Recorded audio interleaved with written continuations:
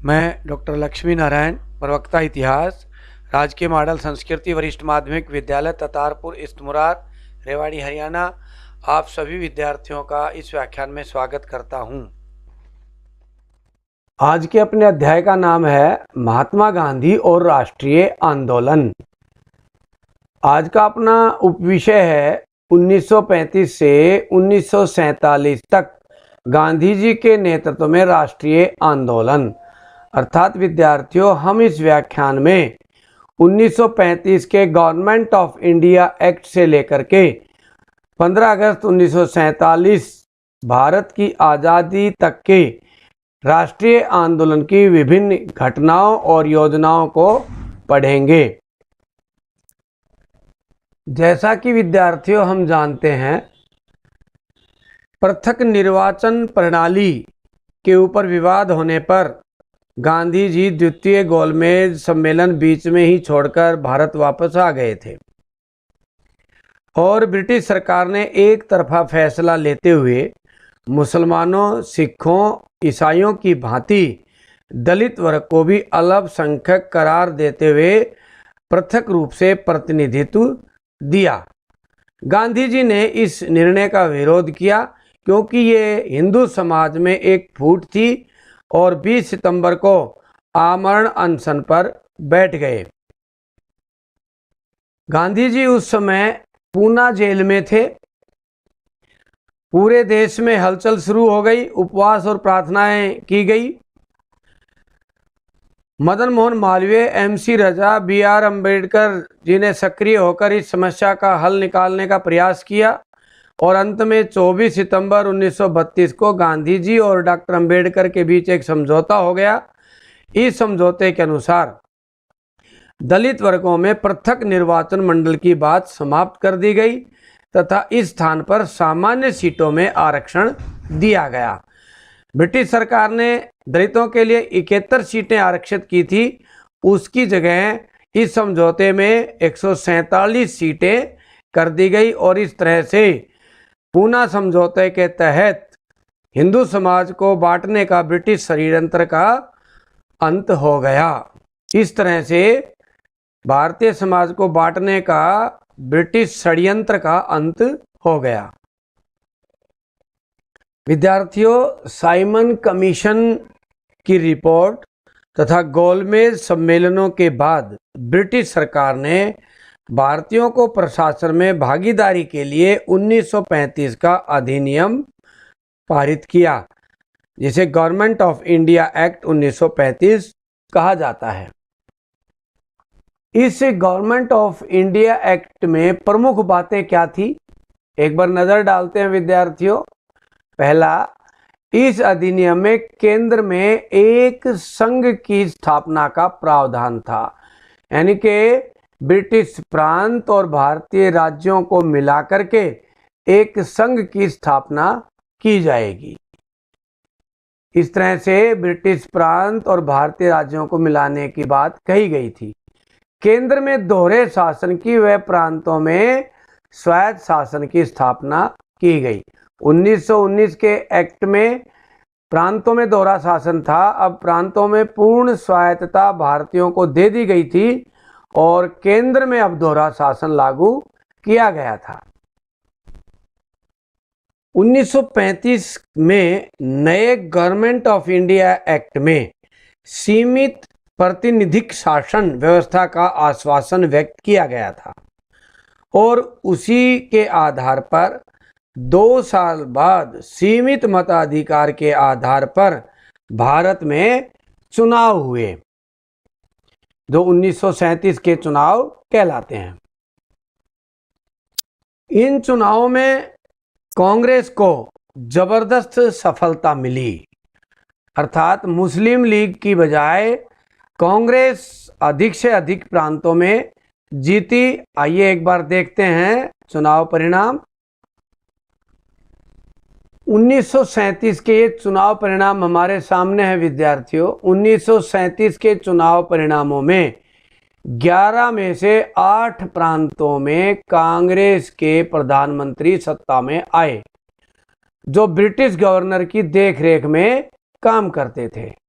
मुस्लिम league को कहीं भी सफलता नहीं मिली, पूरे भारत में कहीं पर भी उनको जीत नहीं मिली। ये उस समय का हम चुनाव का चार्ट देख रहे हैं। बंगाल मुस्लिम बाहुल था, उसमें बहुत मुस्लिम सीटें थी, 119 सीटें थी, जिसमें से ऑल इंडिया मुस्लिम लीग को सिर्फ 37 सीटें मिली और कांग्रेस को 54 मिली मुसलमानों की सीटें। यानी कि मुसलमान भी उस समय अधिक मात्रा में कांग्रेस से जुड़े हुए थे, मुस्लिम लीग से नहीं। ये 1937 के चुनाव बताते हैं। पाकिस्तान क्षेत्र में देखते हैं एक बार, 175 कुल सीटें थी, जिसमें से 86 मुस्लिम सीटें थी। जहां आज पाकिस्तान है वहां 1937 के चुनाव में मुस्लिम लीग को सिर्फ 2 सीटें मिली थी विद्यार्थियों, और कांग्रेस को 18 सीटें मिली थी। अर्थात यहाँ पर भी कांग्रेस के साथ मुसलमान जुड़े हुए थे। ऐसे ही जहाँ भी मुस्लिम बाहुल मामला था वहाँ कांग्रेस को ज़्यादा वोट मिला था, जिससे जिन्ना को बड़ा भारी दुख हुआ और अब वो सांप्रदायिक षड्यंत्र करने लगे थे। विद्यार्थियों, कांग्रेस मंत्रिमंडलों के सत्ता में आने के 2 साल बाद सितंबर 1939 में दूसरा विश्व युद्ध शुरू हो गया और जर्मनी को विश्व युद्ध आरंभ करने वाला माना गया। महात्मा गांधी और जवाहरलाल नेहरू दोनों ही हिटलर व नात्सियों के कट्टर आलोचक थे। आप चित्र में हिटलर का फोटो आप विद्यार्थियों देख रहे हैं। कांग्रेस ने फैसला लिया कि अगर अंग्रेज युद्ध समाप्त होने के बाद भारत को स्वतंत्रता देने पर राजी हों तो कांग्रेस उनके युद्ध प्रयासों में सहायता दे सकती है। ऐसा मैसेज अंग्रेजों को कांग्रेस ने दिया कि हम आपकी युद्ध में सहायता करेंगे यदि आप हमें स्वतंत्रता देने के लिए राजी हों। सरकार ने कांग्रेस के प्रस्ताव को खारिज कर दिया और उसके विरोध में कांग्रेस मंत्रिमंडलों ने 22 अक्टूबर 1939 में इस्तीफा दे दिया और इनके इस्तीफे के बाद मुस्लिम लीग बहुत खुश हुई थी। जैसा कि हम जानते हैं 1937 के चुनाव में मुस्लिम लीग को करारी हार मिली थी और कहीं पर भी उनकी सरकार ना बनी, ना ही कहीं सरकार में हिस्सा मिला। जब कांग्रेस ने सरकार से इस्तीफा दिया तो 22 दिसंबर 1939 को मुस्लिम लीग ने मुक्ति दिवस के रूप में मनाया। अब कांग्रेस युद्ध के दौरान ब्रिटिश सरकार पर दबाव बनाना चाहती थी और 1940 के रामगढ़ अधिवेशन में कांग्रेस ने देश में सत्याग्रह की तैयारी की बात कही कि हम एक सत्याग्रह चलाएंगे। युद्ध में ब्रिटेन की स्थिति कुछ हल्की पड़ रही थी। उसी दौरान वायसराय ने 8 अगस्त 1940 को कांग्रेस के सामने सहयोग के लिए प्रस्ताव रखा और उसमें कहा गया ब्रिटेन का भारत में लक्ष्य औपनिवेशिक स्वराज स्थापित करना है। यानी कि पूर्ण स्वतंत्रता की इसमें बात नहीं थी, औपनिवेशिक स्वराज की बात कही गई और ब्रिटिश सरकार इस दबाव में थी कि भारत में फौजी खूब मिल जाते थे, फौजियों की खान भारत को कह रहे थे, तो विश्व का दबाव भी ब्रिटेन पर था कि भारत में कांग्रेस के नेताओं को मनाया जाए। इसलिए ये अगस्त प्रस्ताव आया था जो कांग्रेस ने खारिज कर दिया। तो इस तरह से अगस्त प्रस्ताव में मांगे पूरी ना हो रही थी, इसलिए युद्ध समाप्त होने के बाद स्वतंत्रता प्राप्ति के लिए शासकों पर दबाव डालने के लिए 1940-41 के दौरान कांग्रेस ने अलग अलग सत्याग्रह कार्यक्रमों का आयोजन शुरू कर दिया। अर्थात अब ग्रुप में या इकट्ठे होकर सत्याग्रह नहीं करेंगे, व्यक्तिगत रूप से सत्याग्रह करेंगे, अकेले रहकर सत्याग्रह करेंगे। और पहले व्यक्तिगत सत्याग्रही विनोबा भावे थे। आप देख रहे हैं इन सत्याग्रहियों को भी फिर पकड़कर जेलों में डाल दिया गया। ये विनोबा भावे जी बैठे हैं गांधी जी के साथ, जवाहरलाल नेहरू जेल में हैं, इस तरह लाल बहादुर शास्त्री जी ने भी सत्याग्रह किया था उस समय। तो व्यक्तिगत सत्याग्रह के माध्यम से सरकार पर दबाव बनाने का अभियान कांग्रेस ने चलाया। जैसा कि विद्यार्थियों ने देखा, 1937 के चुनाव में मुस्लिम लीग को भारी असफलता हाथ लगी थी और पूरे भारत में ना वो सरकार बना पाई थी, ना कहीं सरकार में साझा हो पाई थी। इसलिए मुस्लिम लीग ने उग्र रूप धारण कर लिया और उन्होंने कांग्रेसी सरकारों पर मुसलमानों के उत्पीड़न का आरोप लगाना शुरू कर दिया। जब कांग्रेस ने द्वितीय विश्व युद्ध आरंभ होने पर मंत्रिमंडलों से त्यागपत्र दिया तो 22 दिसंबर 1939 को मुस्लिम लीग ने खुशी में मुक्ति दिवस मनाया था। इसी के साथ ही मुस्लिम सांप्रदायिकता को हवा देने के लिए मार्च 1940 के अपने लाहौर अधिवेशन में जिन्ना ने पाकिस्तान प्रस्ताव पारित कर दिया। इसको द्विराष्ट्र का सिद्धांत कहा जाता है, यानी कि जिन्ना ने भारत को द्विराष्ट्र का सिद्धांत दिया और हिंदू और मुसलमान दो धर्म नहीं हैं, ये अपने आप में दो राष्ट्र हैं। और इस तरह से जिन्ना का द्विराष्ट्र सिद्धांत आने के बाद मुस्लिम सांप्रदायिकता जोर पकड़ती चली गई। ब्रिटेन में उस समय सर्वदलीय सरकार थी जिसमें लेबर पार्टी के लोग भी थे। लेबर पार्टी भारतीय आकांक्षाओं के प्रति हमदर्दी रखती थी, परंतु प्रधानमंत्री विंस्टन चर्चिल कट्टर साम्राज्यवादी थे। उनका कहना था कि उन्हें सम्राट का सर्वोच्च मंत्री इसलिए नहीं नियुक्त किया गया है कि वह ब्रिटिश साम्राज्य को टुकड़े टुकड़े कर दे, अर्थात भारतीय आज़ादी के बिल्कुल समर्थक वो नहीं थे। द्वितीय विश्व युद्ध में बड़ा परिवर्तन आ रहा था। जून 1941 में जर्मनी ने रूस पर आक्रमण कर दिया। उधर 7 दिसंबर 1941 को जापान ने पर्ल हार्बर पर हमला करके अमेरिका को युद्ध में धकेल दिया। उधर रूस, इधर अमेरिका ने ब्रिटेन पर दबाव बनाया कि भारतीयों के साथ कोई समझौता किया जाए, क्योंकि उनको पता था कि सैनिकों की खान भारत ही है, अच्छे लड़ने वाले लड़ाकू सैनिक भारत से ही मिल सकते हैं। इसलिए उन्होंने दबाव बनाया और विंस्टन चर्चिल दबाव में आ गए और दबाव में आकर के उन्होंने क्रिप्स को भारत भेजा एक समझौता करने के लिए। एक प्रस्ताव के साथ क्रिप्स मिशन भारत आया। 22 मार्च 1942 को क्रिप्स मिशन भारत पहुंचा। क्रिप्स मिशन भारत आकर गांधी जी से मिला और भारतीयों के सामने अपना प्रस्ताव रखा। ये ट्रिब्यून अखबार की उस समय की एक खबर आपको दिखाई दे रही है और क्रिप्स से गांधी जी मिलने लग रहे हैं। चर्चिल ने क्रिप्स को ऐसा प्रस्ताव देकर भेजा था जिसके दो भाग थे, एक जो युद्ध के बाद लागू होना था और एक जो युद्ध के दौरान लागू होना था। युद्ध के बाद क्या लागू होना था कि भाई जब हम युद्ध जीत जाएंगे तो भारतीयों को अधिराज्य देंगे, अर्थात पूर्ण स्वतंत्रता देने की बात इसमें नहीं थी। दूसरी बात, भारतीयों को अपना संविधान बनाने की अनुमति दी जाएगी और युद्ध के बाद एक संविधान सभा की स्थापना भी की जाएगी। इस तरह से दोनों बातें भारत में कब लागू होनी थी विद्यार्थियों? युद्ध के बाद।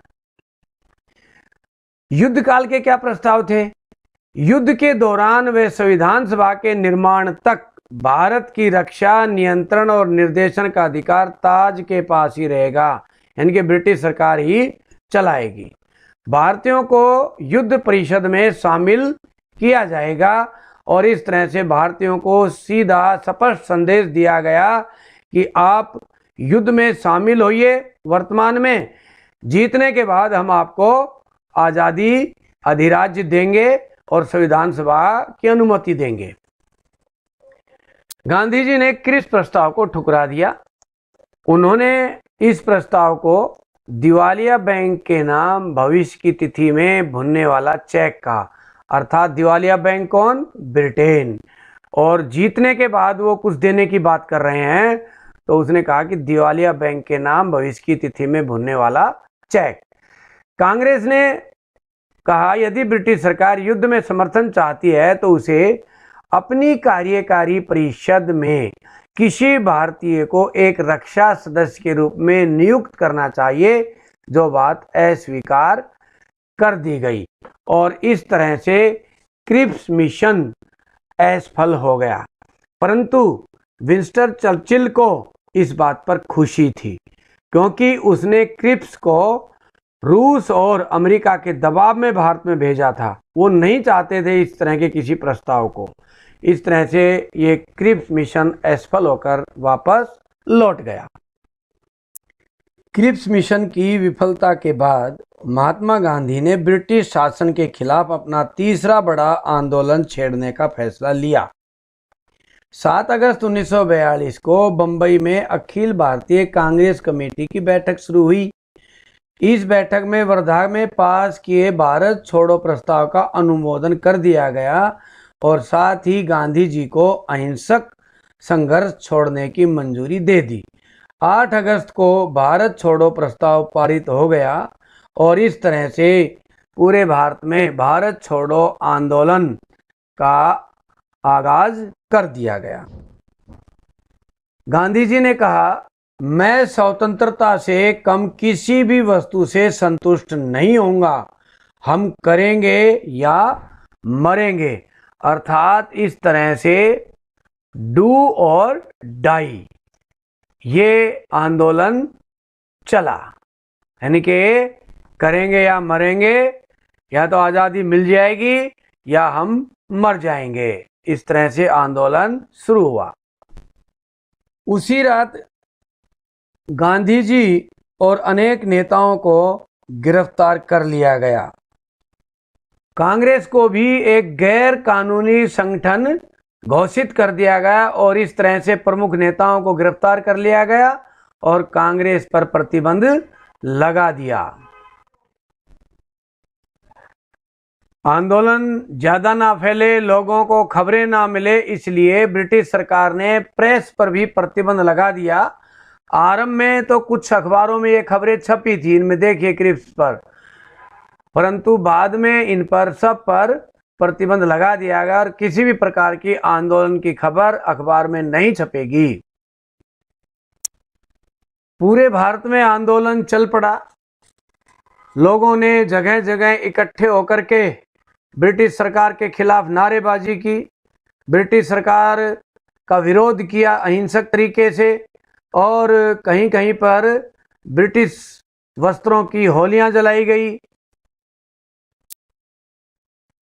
धीरे धीरे आंदोलन ने हिंसक रूप ले लिया एक तरह से और आंदोलनकारी तोड़ फोड़ पर उतर आए, क्योंकि अहिंसक नेता सभी जेल में थे। गांधी जी जैसे नेताओं को जेल में डाल दिया। अब ये दिशाहीन और नेतृत्वहीन आंदोलन हो गया था, इसलिए इसने हिंसा का रूप धारण कर लिया। अनेक स्थानों पर तोड़ फोड़ की गई, रेल की लाइनें तोड़ी गई, इसी तरह से डाकखानों में आग लगाई गई, रेलवे स्टेशनों को फूंका गया। उस समय बहुत से नेताओं को गिरफ्तार कर लिया गया था, फिर भी कांग्रेस के कुछ नेता जयप्रकाश नारायण, राम मनोहर लोहिया जैसे समाजवादी नेता भूमिगत होकर के सक्रिय थे और आंदोलन को चला रहे थे। इसी दौरान अनेक स्थानों पर भारत में अंग्रेजी राज समाप्त कर दिया गया। कुछ स्थानों पर समानांतर राष्ट्रीय सरकारों की स्थापना हुई। इनमें तमलुक मिदनापुर में, तलचर उड़ीसा में, सतारा महाराष्ट्र में, बलिया पूर्वी संयुक्त प्रांत में, यहाँ पर राष्ट्रीय सरकारों की स्थापना की गई और इसमें तमलुक की सरकार आज़ादी के मिलने तक लगभग काम करती रही थी। और इस तरह से अनेक जगह लोगों ने अपनी स्वयं की सरकारें चलानी शुरू कर दी, स्वयं की अदालतों में फैसले करने शुरू कर दिए, ब्रिटिशों से हर एक प्रकार के संबंध खत्म कर लिए। ये चित्र में आप देख रहे हैं, एक पंचायत बैठी है गांव में। अंग्रेजी सरकार ने आंदोलनकारियों के प्रति काफी सख्त रवैया अपनाया। गोलियां भी चलाई गई, उनको लाठियों से पीटा गया, मारा गया, जहां भी मिलते उनको बुरी तरह से खदेड़ा जाता था। आंदोलन को कुचलने के लिए सरकार ने क्रूरता और जंगलीपन की सभी सीमाओं को तोड़ दिया। निहत्थे लोगों पर गोलियां चलाई गई। सेना ने हवाई जहाजों से भी गोलियां बरसाई, मशीन गनों से गोलियां बरसाई। इसमें कहते हैं कि 1000 के लगभग लोग मारे गए और इससे बहुत अधिक संख्या में घायल भी हुए। लाखों लोगों को हिरासत में ले लिया गया और इस तरह विद्रोह को दबाने में सरकार को साल भर का समय लग गया। विद्यार्थियों, भारत छोड़ो आंदोलन सही मायने में एक जन आंदोलन था जिसमें लाखों आम हिंदुस्तानी शामिल हुए थे। भीड़ में आप देख रहे हैं कितने हिंदुस्तानी इकट्ठे हैं। पुलिस वाले घोड़ों पर बैठकर उसको भगा रहे हैं। इस आंदोलन की एक विशेषता यह भी रही कि युवाओं ने बड़ी संख्या में इसमें भाग लिया। उनका बड़ा आकर्षण इस आंदोलन के प्रति रहा। उन्होंने अपने कॉलेज छोड़कर जेल जाना पसंद किया और इस तरह से युवा भी आंदोलन में कूद पड़े थे। जब यह आंदोलन चल रहा था तो जिन्ना जैसे लोग सांप्रदायिकता को बढ़ावा देने के लिए घूम रहे थे। इन्हीं सालों में मुस्लिम लीग को पंजाब और सिंध में अपनी पहचान बनाने का मौका मिला, क्योंकि जहां बिल्कुल वो सीट नहीं जीत पाए थे उसी क्षेत्र में वो सांप्रदायिकता फैला रहे थे। जून 1944 में जब विश्व युद्ध समाप्ति की ओर था तो गांधी जी को रिहा कर दिया गया। जेल से निकलने के बाद उन्होंने कांग्रेस और लीग के बीच फासले को पाटने के लिए जिन्ना के साथ कई बार बात की, परंतु कोई हल नहीं निकला। अब तक राष्ट्रीय आंदोलन में अंग्रेज और भारतीय थे, परंतु अब राष्ट्रीय आंदोलन के 3 ध्रुव काम कर रहे थे, अंग्रेज, मुस्लिम लीग और कांग्रेस। और इस तरह से भारतीय, मुस्लिम लीग और कांग्रेस में बट गए थे और राष्ट्रीय आंदोलन कमजोर पड़ रहा था। तो गांधी जी ने इस फासले को पाटने के लिए जिन्ना के साथ कई बार बात की, परंतु जिन्ना टस से मस नहीं होते थे। 1945 में इंग्लैंड में लेबर पार्टी की सरकार बनी जो भारत के प्रति सहानुभूति रखती थी और भारत को स्वतंत्रता प्रदान करने के पक्ष में थी। परंतु उस समय भारत में सांप्रदायिक समस्या चरम सीमा पर थी और ब्रिटिश सरकार के सामने इसका कोई हल नहीं निकल पा रहा था। इसी दौरान गवर्नर जनरल वेवल ने शिमला में एक सम्मेलन बुलाया। गांधी जी और प्रमुख नेता शिमला पहुंच गए और 14 जून 1945 को वेवल ने एक योजना भारतीय नेताओं के सामने रखी। शिमला सम्मेलन में वेवल ने क्या योजना प्रस्तुत की, उससे क्या कोई सांप्रदायिकता का हल निकल पाया? एक बार मुख्य बिंदुओं पर नजर डालते हैं। पहला, गवर्नर जनरल की परिषद में प्रधान सेनापति को छोड़कर सभी सदस्य भारतीय होंगे, यानी कि सेना का मुखिया अंग्रेज होगा, बाकी गवर्नर जनरल के साथ काम करने वाले सभी मंत्री कौन होंगे? भारतीय होंगे। उन मंत्रियों में यानी कि कार्यकारिणी परिषद में हिंदू और मुसलमान बराबर संख्या में होंगे। ये भी बात कही गई। मुसलमान जनसंख्या में कम थे, परंतु कांग्रेस यहां राज में बराबर का हक देने को तैयार हो गई थी और इस पर आरंभ में जिन्ना भी सहमत हो गए थे। यह वेवल योजना असफल क्यों हुई? क्योंकि जिन्ना ने कहा कि गवर्नर जनरल की कार्यकारिणी में सभी मुस्लिम प्रतिनिधि मुस्लिम लीग भेजेगी, क्योंकि मुसलमानों की एकमात्र पार्टी मुस्लिम लीग ही है। कांग्रेस ने कहा 1937 के चुनाव में आपने देख ही लिया था कि आपको कितनी सीटें मुसलमानों ने दी। मुसलमान तो कांग्रेस का साथ दे रहे हैं। और जिन्ना और कांग्रेस में इस बात को लेकर के विवाद हो गया और अंत में वेवल योजना असफल हो गई।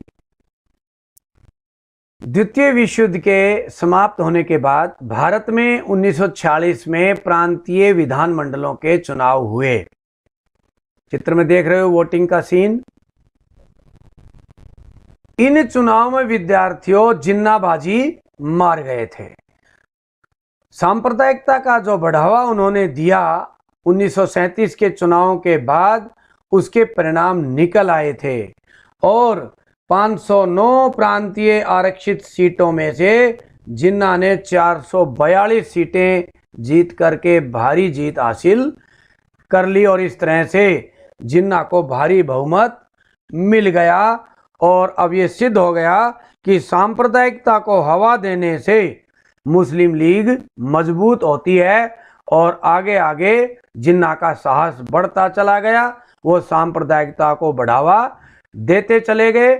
आप देख रहे हैं इसमें चार्ट में कि यूपी में, यूनाइटेड प्रोविंस में 66 रिजर्व सीटों में से 54 जीत ली। इसी तरह से हम पंजाब का देखते हैं, 175 सीटें टोटल थी, 86 रिजर्व थी, 75 जीत ली। जबकि हमने पिछले चुनावों का भी परिणाम देखा था, बुरी तरह से ये मुस्लिम लीग वहां हारी थी, अब बहुत अच्छी जीत यहां प्राप्त कर ली थी। अब लगने लगा था कि दो राष्ट्र बनेंगे, पाकिस्तान और भारत। गांधी जी इसमें कोई भी सुलह नहीं करा पाए और ब्रिटिश सरकार भी असफल होती जा रही थी। ब्रिटेन के प्रधानमंत्री एटली ने भारतीय सांप्रदायिकता की समस्या का समाधान निकालने के लिए एक मिशन भारत भेजा। इसको कैबिनेट मिशन कहा गया। 24 मार्च 1946 को ये तीनों सदस्य पैथिक लॉरेंस, क्रिप्स और अलेक्जेंडर भारत पहुंचे। सांप्रदायिक समस्या का हल निकालने के लिए कैबिनेट मिशन ने जिन्ना के साथ कई दौर की बात की। आप चित्र में देख रहे हैं, तीनों सदस्य कैबिनेट मिशन के बैठे हैं, साथ में जिन्ना बैठे हैं और इनसे कई दौर की बात की सांप्रदायिक समस्या के हल को लेकर के। परंतु जिन्ना टस से मस नहीं हो रहे थे, वो अब भी अलग राष्ट्र की मांग पर अड़े हुए थे। कैबिनेट मिशन ने क्या योजना प्रस्तुत की, एक बार प्रमुख बिंदुओं पर नजर डालते हैं। पहला, ब्रिटिश प्रांतों और देशी रियासतों को मिलाकर भारतीय संघ का निर्माण किया जाएगा। दूसरा, प्रांतों को 3 समूहों में विभाजित किया जाएगा। इनके पूरे भारत को 3 भागों में बांट दिया।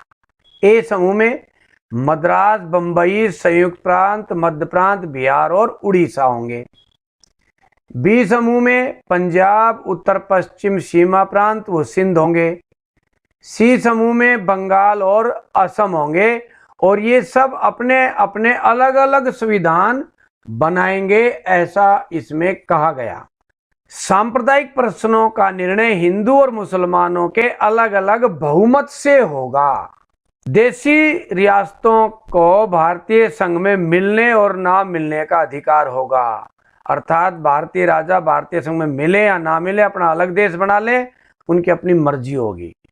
परंतु सांप्रदायिकता के प्रश्न पर यह बात फिर अड़ गई, क्योंकि यहाँ बहुमत से निर्णय लेने की बात कही गई थी और जिन्ना इस पर घबरा गए थे कि यदि ऐसे निर्णय लिया गया तो पाकिस्तान नहीं बन पाएगा। और जिन्ना और अधिक नाराज हो गए, क्योंकि इसमें पाकिस्तान की कोई बात नहीं कही गई थी और उन्होंने सांप्रदायिकता में आग लगानी आरंभ कर दी। वो सांप्रदायिकता की आग क्या थी विद्यार्थियों? ये एक रोंगटे खड़े करने वाली घटना है। जुलाई 1946 में लीग ने तय किया कि वह पाकिस्तान प्राप्त करने के लिए प्रत्यक्ष संघर्ष का मार्ग अपनाएगी और उसने 16 अगस्त को प्रत्यक्ष कार्रवाई दिवस मनाना तय किया। पूरे भारत में विद्यार्थियों सांप्रदायिक दंगे फैल गए। जहां भी मुस्लिम लीग समर्थक मुसलमान थे, उन्होंने सांप्रदायिकता की आग भड़का दी और मारकाट मचा दी। मुस्लिम लीग के दंगाइयों ने कलकत्ता में लाशें बिछा दी। आप विद्यार्थियों देख रहे हो कैसे रिक्शा और गाड़ी में लाशें पड़ी हुई हैं। बंगाल, बिहार, संयुक्त प्रांत और पंजाब तक के ग्रामीण इलाकों में भी दंगे फैल गए। जहां मुसलमान आक्रामक स्थिति में थे, वहीं हिंदू रक्षात्मक स्थिति में आकर के अपना बचाव कर रहे थे। आप देखिए ग्रामीण क्षेत्रों में और बंगाल बिहार के सीन को देखिए, किस तरह से लाशें पड़ी हुई है गलियों में, चील कौवे खा रहे हैं, लाशें सूख चुकी हैं, कोई उनको उठाने वाला भी नहीं था। देखिए इनको, बुरा हाल हो गया था दंगों में। एक गांव का ये भी चित्र देखिए, देखिए इस चित्र में भी गलियां लाशों से भरी पड़ी हैं, चील कौवे खा रहे हैं, बुरा हाल था, सभी जगह मार काट मच गई थी। उस समय के अखबारों में खबरें खूब छपी, आप देख रहे हैं स्टेट्समैन और अन्य अखबारों की खबरें। और इस तरह से प्रत्यक्ष कार्रवाई दिवस के बाद भारत में सांप्रदायिकता की खाई और अधिक चौड़ी हो गई और जिन्ना को लगने लगा कि अब हमें पाकिस्तान मिल जाएगा। हिंदू और मुसलमानों में बड़ा भारी बैर पैदा हो गया था। विद्यार्थियों, कैबिनेट मिशन योजना के अनुसार देश में संविधान सभा के चुनाव हुए तथा जवाहरलाल नेहरू के नेतृत्व में अंतरिम सरकार की स्थापना 2 सितंबर 1946 को हुई। ये चित्र में आप जवाहरलाल नेहरू और उनके साथियों को देख रहे हैं।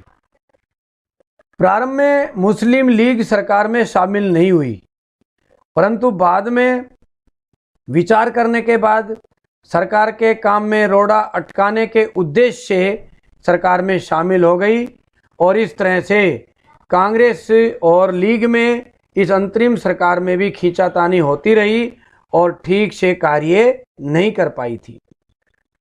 ब्रिटिश सरकार जल्दी से भारत को सत्ता सौंपना चाहती थी।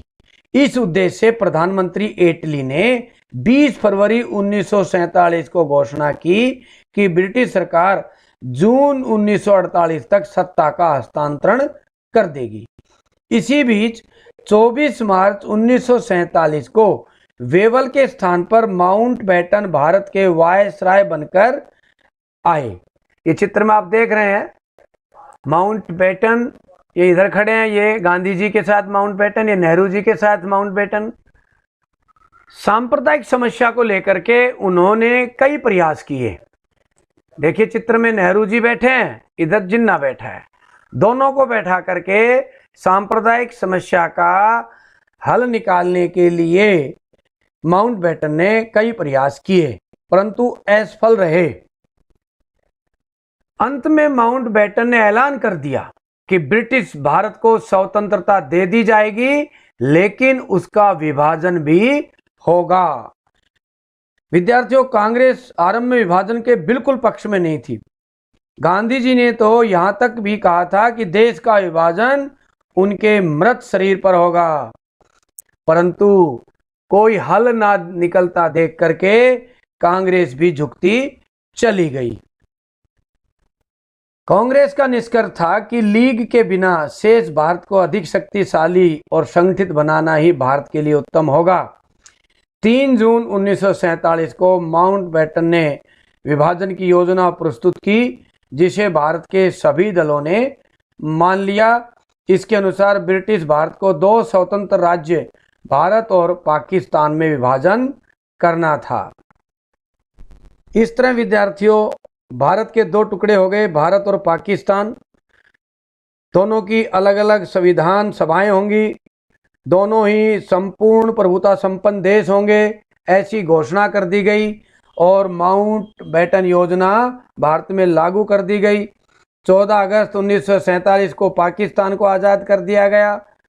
15 अगस्त 1947 को भारत को आज़ाद कर दिया गया। आप चित्र में देख रहे हैं माउंटबेटन खड़े हैं और साथ में जवाहरलाल नेहरू खड़े हैं। इस तरह से माउंटबेटन ने जवाहरलाल नेहरू को सत्ता का हस्तांतरण 15 अगस्त 1947 को किया और इस तरह से भारत आज़ाद हो गया। दिल्ली में संविधान सभा की जब बैठक शुरू हुई तो संविधान सभा के अध्यक्ष डॉक्टर राजेंद्र प्रसाद ने मोहनदास करमचंद गांधी को राष्ट्रपिता की उपाधि देते हुए सभा की बैठक शुरू की तो बहुत देर तक सभा स्थल पर करतल ध्वनि होती रही। जिस समय राजधानी में आज़ादी का जश्न मनाया जा रहा था, उस समय देश के अनेक भागों में सांप्रदायिक दंगे हो रहे थे। वहीं बैठक के सभा स्थल के बाहर दिल्ली में भारी भीड़ खड़ी थी, खुशियां मना रही थी। आप चित्र में देख रहे हैं विद्यार्थियों, वो गांधी जी के लिए नारे लगा रहे थे, तो वहीं वंदे मातरम के नारे भी लगा रहे थे। और इस तरह से 15 अगस्त 1947 को भारत ने आज़ादी प्राप्त कर ली। परंतु ये खंडित आज़ादी रही, क्योंकि इससे भारत के 2 टुकड़े हो गए थे। और आज भी देश में सांप्रदायिक समस्या बनी हुई है। इसी के साथ हमारा व्याख्यान समाप्त होता है। अब विद्यार्थियों, इस व्याख्यान से संबंधित कुछ अभ्यास के प्रश्न जो आपने अपनी नोटबुक में करने हैं। राष्ट्रीय आंदोलन के अध्ययन के लिए अखबार महत्वपूर्ण स्रोत क्यों हैं? क्रिप्स मिशन क्या था? उसके क्या सुझाव थे? वेवल योजना अथवा शिमला सम्मेलन क्या था? कैबिनेट मिशन की क्या योजना थी? एक निबंधात्मक प्रश्न आपने करना है। भारत छोड़ो आंदोलन का वर्णन करो।